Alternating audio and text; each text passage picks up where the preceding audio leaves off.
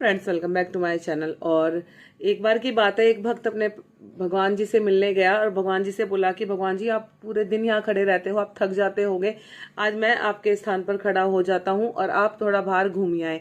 तो भगवान जी कहते हैं ठीक है, लेकिन कंडीशन यही है कि आप कुछ भी नहीं बोलोगे। कोई भी यहाँ आता है, मैंने हर किसी के लिए योजना तैयार कर रखी है, बस तुम्हें चुपचाप खड़े रहकर सुनना है, देखना है, लेकिन कुछ बोलना नहीं है।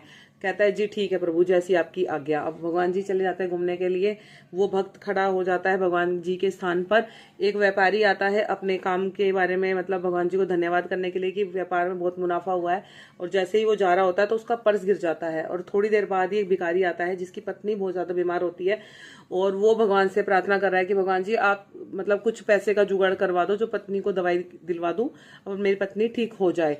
अब ऐसे ही इतना ही कहता है कि उसकी नजर पड़ती है पर्स में, पर्स उठाता है, पर्स में पैसे होते हैं, वो भगवान जी का आशीर्वाद समझ के चला जाता है। और थोड़ी देर बाद ही आता है एक नाविक। अब नाविक आया है भगवान जी से विदा लेने की, भगवान जी मैं जा रहा हूँ 1 महीने की यात्रा के लिए दूसरे देश, और आप मेरे पीछे मेरे बीवी बच्चों का ध्यान रखना। अब इतना ही कहना होता है, इतने ही वो व्यापारी होता है जो पुलिस को ले आता है कि मेरा पर्स यहीं गिरा था, जरूर इसी ने उठाया है। अब इल्जाम लग जाता है नाविक पे। अब इतने में ही वो जो भगवान की जगह भक्त खड़ा था वो बाहर आता है। वो बोलता है कि नहीं सेठ जी, नहीं, पर्स इसने नहीं चुराया है, पर्स एक भिखारी ने चुराया है जो पास की ही एक झोपड़ी में रहता है, इन्होंने नहीं चुराया। तो अब क्या होता है, पुलिस वाले उस नाविक को छोड़ देते हैं और उस भिखारी को पकड़ने के लिए चले जाते हैं। और वो खुश होता है अपने आप में कि अच्छा हुआ, मैंने तो एक मतलब एक इंसान को चोरी के इल्जाम से बचा लिया है और जो गुनहगार था उसको जेल में डलवा दिया है। अब भगवान जी आते हैं, भगवान जी के साथ बैठता है वो और भगवान जी को सारी बातें बताता है। फिर भगवान जी कहते हैं तुमने सब खराब कर दिया, मैंने हर किसी के लिए योजना बना रखी थी, मैंने तुमसे पहले ही कहा था, तुमने सब खराब कर दिया।